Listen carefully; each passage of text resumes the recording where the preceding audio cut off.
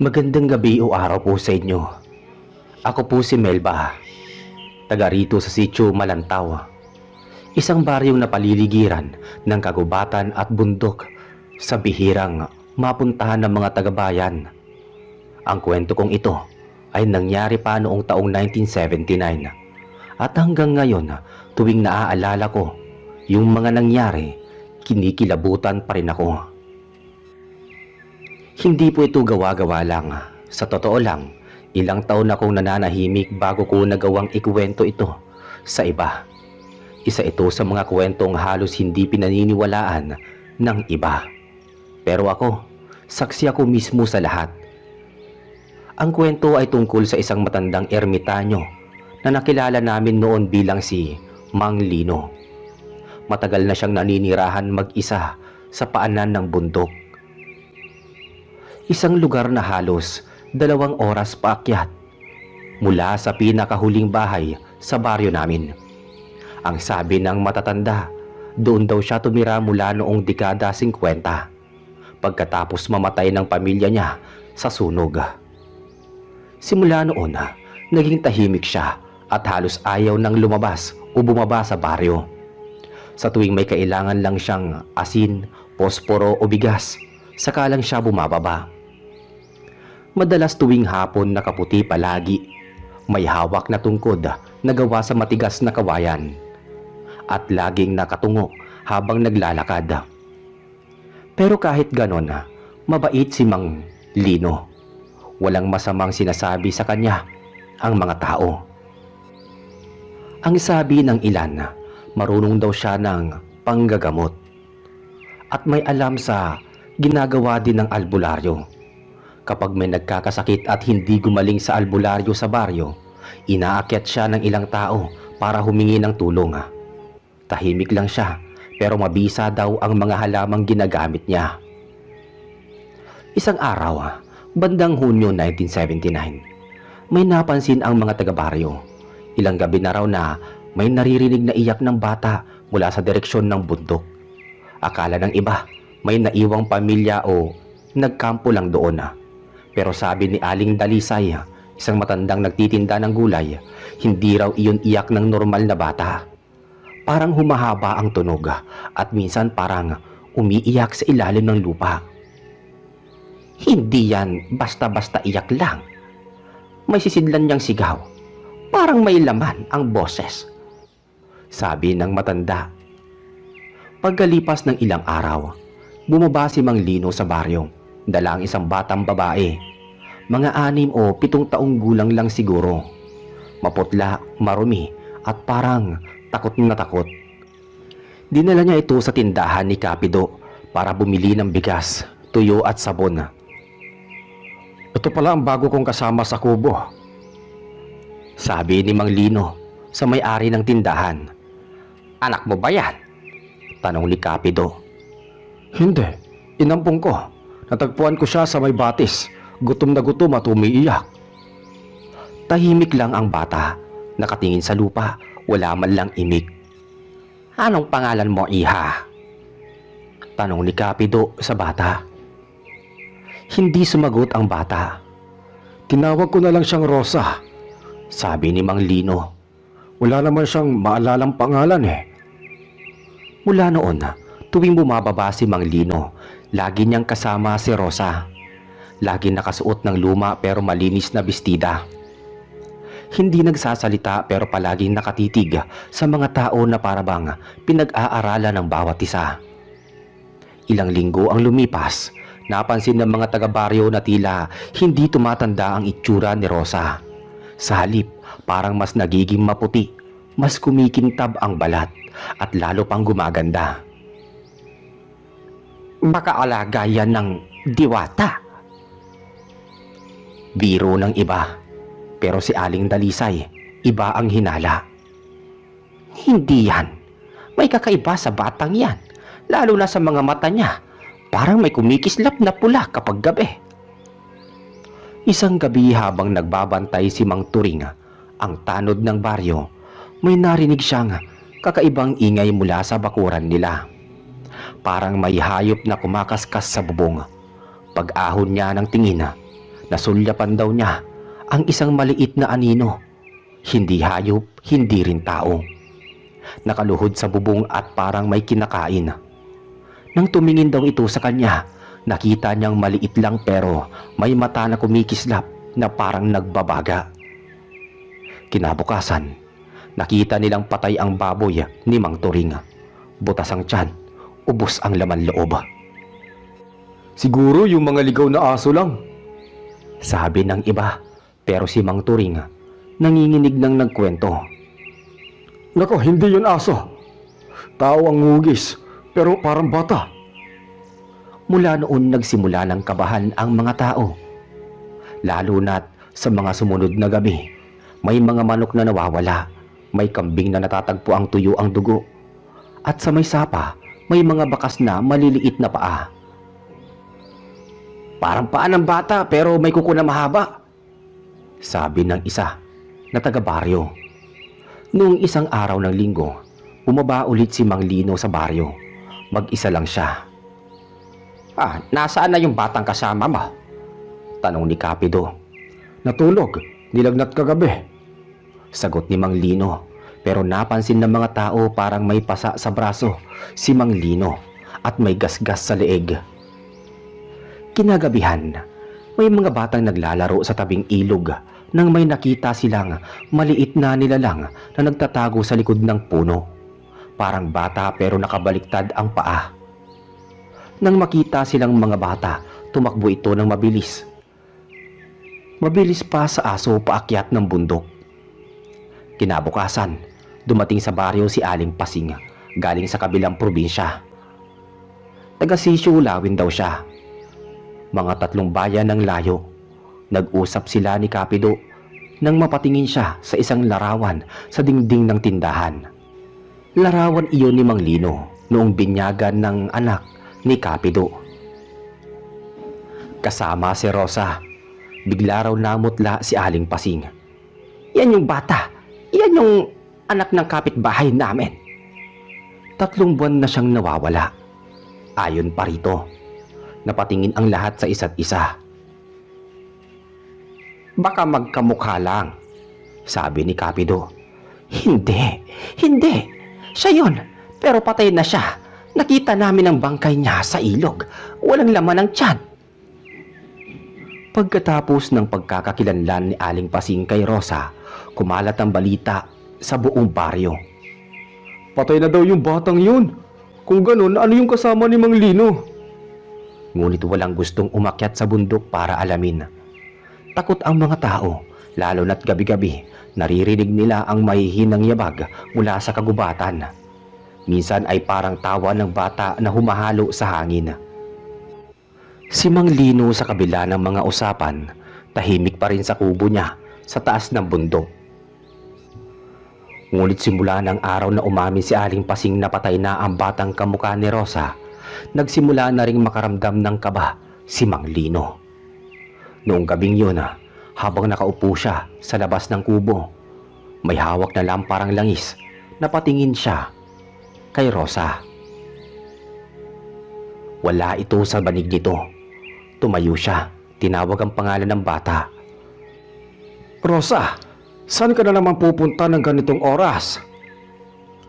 Tahimik ang paligid. Ang tanging narinig niya ay ang huni ng kuliglig at ang mahinang agos ng tubig sa batis. Lumakad siya papunta sa likod ng kubo kung saan nakasampay ang mga pinatuyong dahon ng sambong at yerba buena. Pagliko niya roon, bigla niyang naamoy ang matapang na amoy ng dugo. At sa liwanag ng lampara, nakita niya si Rosa. Nakaluhod, may hawak na manok at sinisipsip ang leeg nito habang dumadaloy ang dugo pababa sa bibig niya. Napatigil si Mang Lino. Nanigas, hindi siya makapagsalita. Paglingon ni Rosa, nakangiti siya pero puno ng dugo ang mga ngipin at labi niya. Lolo, gutom po ko. Napatras si Mang Lino. Nanginginig ang kamay niya habang itinataas ang lampara. Rosa! Bago pa niya matapos, biglang tumakbo si Rosa papasok sa kubo. mabilis na parang hangin. Kinabukasan, walang imik si Mang Lino. Tinakpan niya ng kumot si Rosa habang ito'y natutulog. Sa liwanag ng araw, mukha lang itong inosenteng bata, pero napansin niyang mainit ang balat nito at parang walang pulso kapag hinahawakan. Pagdating ng tanghali, bumaba si Mang Lino sa baryo para bumili ng asin at langis. Nang tanungin siya ni Kapido kung ayos lang ba si Rosa, ang sagot niya ay, "Oo, nilagnat lang. Bata pa kasi, mahina pa siguro ang resistensya." Pero sa loob-loob niya, hindi na siya mapalagay. Pagbalik niya sa kubo, wala na si Rosa. Wala na rin sa paligid ang mga damit nito. Nakakalat. Sa lupa may mga bakas ng paa na parang sa bata pero nakabaliktad. Sinundan niya iyon hanggang sa may batis. Doon nakita niya si Rosa nakaupo sa bato, nakatingin sa langit. "Rosa, saan ka galing?" Ngumiti lang ito. "Nakakita po ako ng mga tao sa ibaba. Ang saya nila. May nagkakantahan." "Bawal bumaba doon." Mariing sambit ni Mang Lino.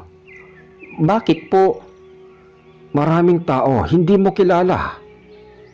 Tahimik lang si Rosa. Pagkatapos ay tumingin sa kanya. May ngiting kakaiba. "Hindi naman ako natatakot sa tao eh. Mas takot sila sa akin, Lolo." Hindi alam ni Mang Lino kung anong ibig sabihin noon Pero nang tumingin siya sa mga mata ng bata, nakita niyang may bahid ng pula ang mga yon. Parang sinag ng apoy sa loob ng mata. Simula noon, hindi na nakatulog ng mahimbing si Mang Lino. Gabi-gabi naririnig niya si Rosa na lumalabas ng kubo ng tahimik. Tapos ay bumabalik bago sumikat ang araw. Isang madaling araw, sinundan niya ito. Tahimik lang siyang naglalakad sa ilalim ng liwanag ng buwan hanggang sa marating niya ang gilid ng kagubatan. Doon nakita niyang si Rosa ay nakaluhod sa tabi ng isang baboy ramo. Kagat ang tiyan nito at dinidilaan ang dugo na parang uhaw na hayop. "Diyos ko!" Mahinang sambit ni Mang Lino. Napalingon si Rosa at sa sandaling yon, malinaw na nakita ni Mang Lino ang anyo nito. Mahaba ang dila, mahaba ang kuko at pumapayat habang kumakain na parabang hinihigop ang laman loob. Nang tumigil ito, bumalik ang anyo. Batang babae ulit, maputla pero inosente ang tingin. "Lolo, bakit po kayo gising?" Hindi nakasagot ang matanda. Nanginginig siya habang tinitignan ng bata. Kinabukasan, nagsimula na siyang magdasal sa lumang orasyon na natutunan niya pa sa kanyang ama. Alam niyang hindi ordinaryo ang batang ito, pero hindi niya rin kayang patayin o itaboy. Napamahal na ito sa kanya. "Baka may awa pa ang Diyos sa kanya. Baka kaya siya dinala sa akin, may dahilan." Bulong ng matanda sa sarili. Lumipas ang ilang linggo. Lumala ang mga kaganapan sa baryo. May nawawalang mga alagang hayop gabi-gabi. May mga bangkay ng manok at baboy na walang laman loob. Isang gabi, may bata ring nawawala. Anak ni Mang Turing, ang tanod. At sa tabi ng sapa, natagpuan ang sapatos ng bata, puno ng dugo. Kinabukasan, may mga umakyat sa bundok para hanapin kung may bakas. Pagdating nila sa lugar ni Mang Lino, nakita nila si Rosa na nakatayo sa labas ng kubo, nakangiti sa kanila. At maya-maya, biglang pumasok sa loob na sobrang bilis. "Mang Lino, nasaan ang kasama mo?" Tanong ng isa. "Natutulog sa loob." Sagot ni Mang Lino halatang hindi mapakali.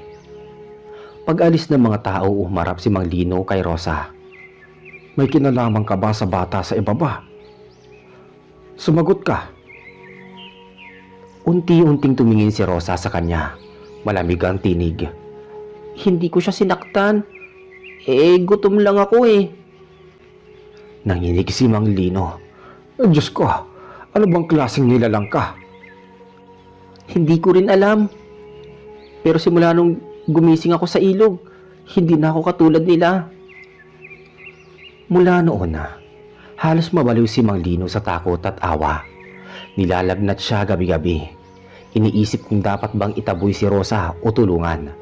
Pero tuwing nakikita niya itong nakahiga, parang batang ulila lang.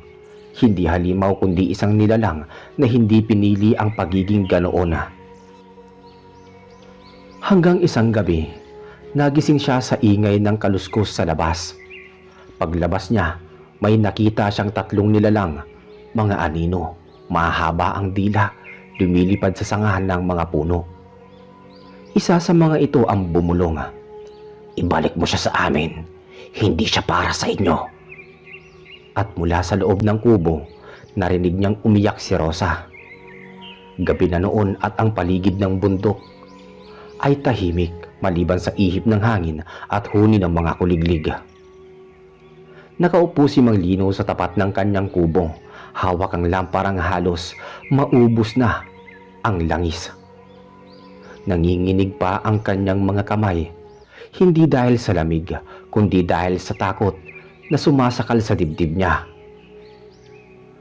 Narinig pa rin niya ang mga tinig mula sa dilim, may hinang boses ng mga nilalang na parang nagmumula sa hangin. "Ibalik mo siya sa amin," wika ng kanyang naririnig. Dinig din niya ang iyak ni Rosa sa loob ng kubo. Nang tuluyan niyang maisip na baka may masamang mangyayari, dali-dali siyang pumasok. Nakita niya ang bata na nakaupo sa sulok, yakap ang sarili, nanginginig. "Lolo, nandito sila. Gusto nila akong kunin." Bulong ni Rosa. Namumula ang mga mata. Lumapit si Mang Lino, nilapitan ng bata at tinakpan ito ng kumot.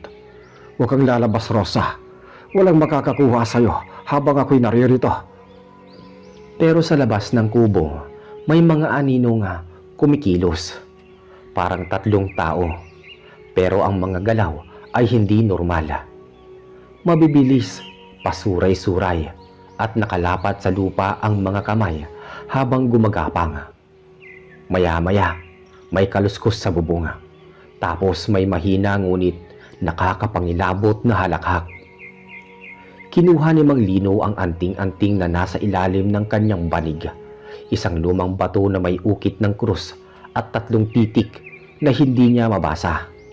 Matagal niya na iyong gamit tuwing may nagpapagaling sa kanya, panlaban daw sa masasamang espiritu.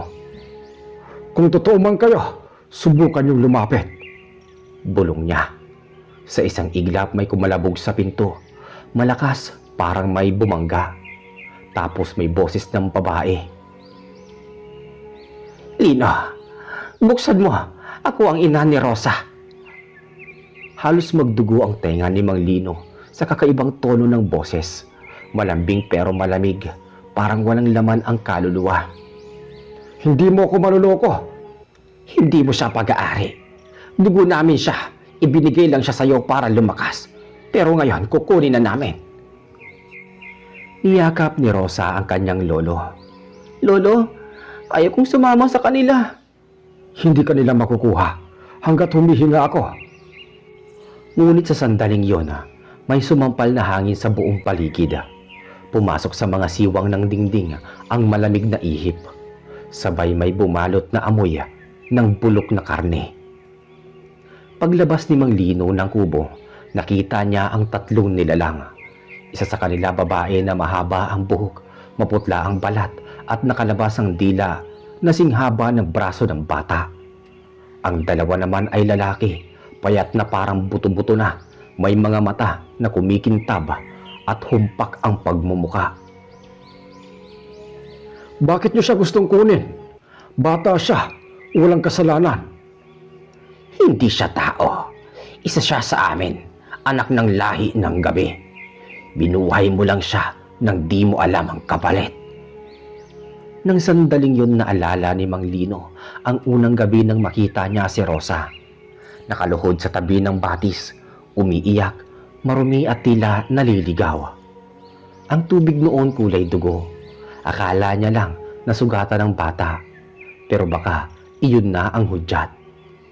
Bumalik siya sa loob, Kinuha ang sako ng asin, binudbura ng paligid ng pinto at mga siwang ng dingding. Ayokong ibigay ang batang yan. Wala na kayong karapatan sa kanya. Narinig niya ang sigaw ng mga nilalang sa labas, matinis at parang sabay-sabay. Kung di mo siya ibibigay, kukunin namin siya. Biglang lumipad ang bubong ng kubo, tinangay ng malakas na hangin at pumasok ang isa sa mga aswang. Napaatras si Mang Lino. Niyakap niya si Rosa habang ang nilalang ay naglalakad papalapit. Nakangisi, bumubuka ang bibig na may matutulis na ngipin. Pero bago ito makalapit, itinapon ni Mang Lino ang anting-anting sa hangin at sumigaw ng orasyon na matagal niya nang hindi binibigkas. Sumigaw ang nilalang na patras, nasunog ang balat na parang dinilaan ng apoy. Kasunod nun naglahong parang usok ang tatlo.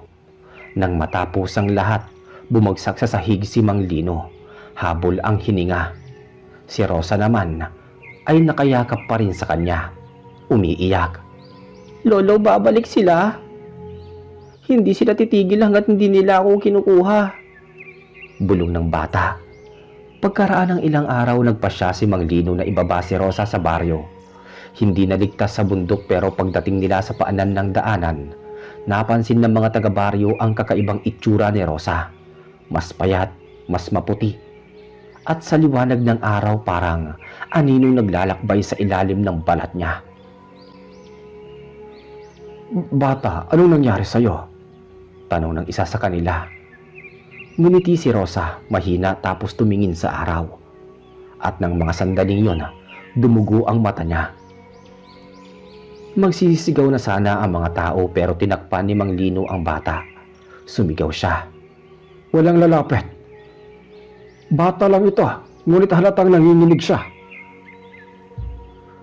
Gabi ring iyon, nagpasya siyang dalhin si Rosa sa lumang simbahan sa kabilang baryo. Baka sakaling may pari na makatulong. Naglakad sila ng ilang oras, dala ang lampara. Sa daan panay ang tingin ni Rosa sa langit. Parang may naririnig. Lolo, hindi mo ako mailalayo sa kanila. Manahimik ka, Rosa. May dugong kagaya ko sa dugo mo. Napatigil si Mang Lino. Anong sinabi mo?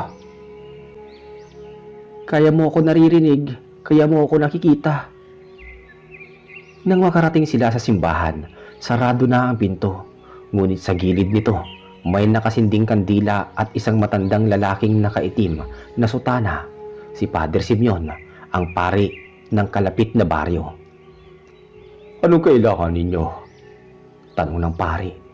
Padre, tulungan niyo kami. May nilalang na gustong kunin ng batang ito. Tinitigan ni Padre Simeon si Rosa, tapos ay napaatras. Hindi siya ordinaryo. Alam ko, pero bata siya, Padre. Maawa kayo. Lumapit ang pari, hawak ang krus. Nang idampi niya ito sa noo ng bata, uminit ang hangin at sumigaw si Rosa. Demonyo! Hindi mo dapat dinala yan dito, Lino. Hindi siya demonyo. Isa siyang bata. Ngunit sa harap nila, unti-unti nagbago ang anyo ni Rosa. Lumabas ang mga pangil, humaba ang dila at pubutok ang mga ugat sa braso. Nangangalit ang hangin sa loob ng simbahan. Lolo, tulungan mo ko! Niyakap siya ni Mang Lino kahit mainit ang balat nito, kahit nasusunog siya sa bawat haplos. Hindi kita iiwan, kahit ano ka pa. At sa sandaling yon, nagliwanag ang buong simbahan. Parang may pumunit na apoy mula sa langit. Nang tumigil ang liwanag, si Rosa ay nakahandusay sa lupa, walang malay. At sa labas ng simbahan, naghihintay ang tatlong nilalang. Nakangiti, nakamasid. Madilim ang buong paligid ng lumang simbahan. Tanging mga kandila lang sa altar ang nagbibigay ng liwanag. Nanginginig ang mga apoy sa bawat ihip ng hangin. Nakahandusay si Rosa sa sahig. Maputla, walang malay, at may bakas ng paso sa balat. Si Mang Lino, nakaluhod sa tabi niya, hawak-hawak ang kamay ng bata. Padre, tulungan niyo po siya. Namamanhik na sabi ni Mang Lino, nanginginig ang tinig. Si Padre Simeon naman, matanda at may halong takot sa mga mata, ay humakbang palapit, hawak ang krus at bote ng banal na tubig. Hindi ko alam kung kaya ko pa ito, Lino. Kung totoo ang paniniwalaan ko, ang bata ay nasa pagitan ng dalawang daigdig. Kalahating tao, kalahating nilalang ng kadiliman. Pero may kaluluwa pa siya, Padre. Naririnig ko pa siyang umiiyak tuwing gabi. Tahimik lang ang sandali ng simbahan. Sa labas, unti-unting dumidilim lalo kahit walang ulap sa langit.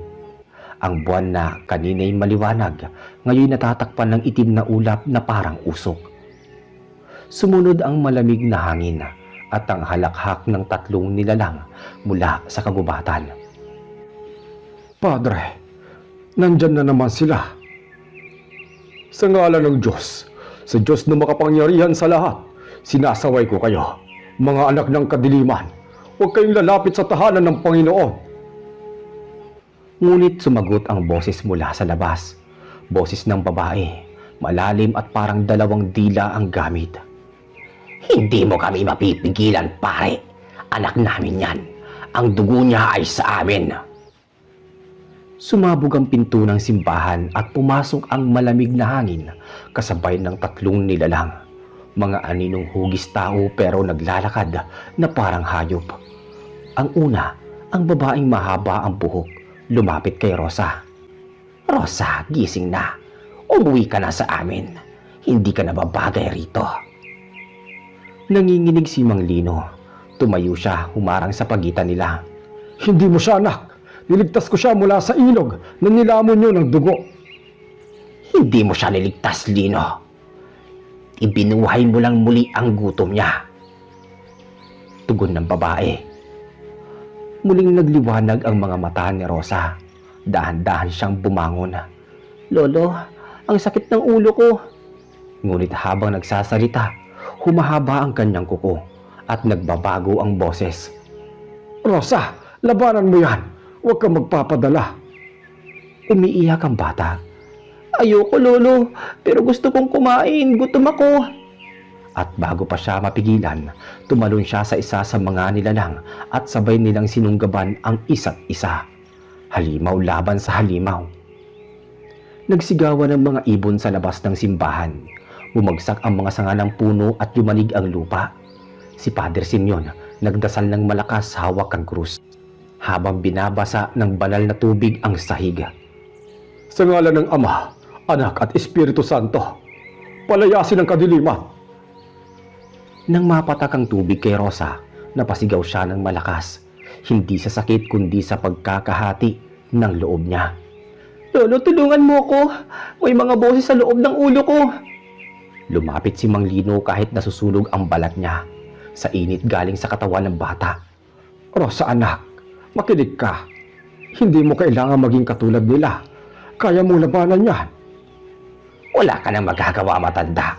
Sa bawat gabi, unti-unti siyang magiging isa sa amin. At kapag natapos ang ikatlong gabi ng buwan, magiging ganap na siya.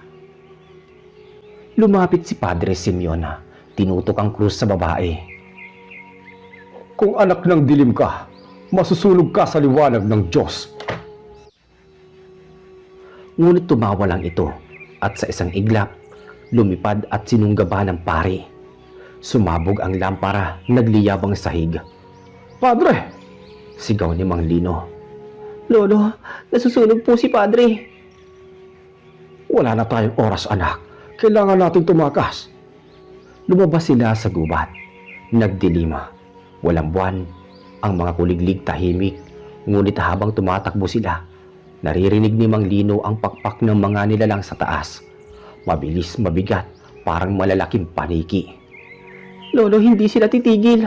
Babalikan nila tayo. Kung ganoon, dito na natin to tatapusin. Dinala niya si Rosa sa isang lumang kuweba sa gilid ng bundok kung saan dati siya nag-aalay ng halamang gamot. Doon may lumang bilog na bato sa gitna, altar ng mga ninuno, sabi ng matatanda.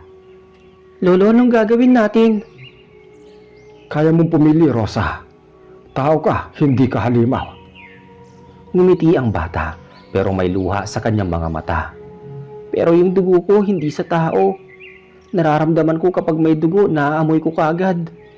Kung ganoon, dito mo tapusin ang sumpa. Ako ang bahala sa'yo. Ngunit bago pa siya makapagpatuloy, dumating na ang tatlong nilalang. Mula sa itaas ng kuweba, bumagsak ang mga ito. Humihiyaw, humahagigik. Wala ka nang ligtas, bata. Hinawakan ni Mang Lino ang kamay ni Rosa, sabay itinapat sa altar. Kung kailangan ng sakripisyo, ako na lang. Sigaw ni Mang Lino. Huwag mo na siyang kunin. Ngunit si Rosa ay umiiyak at nanginginig. Hindi pwede, Lolo.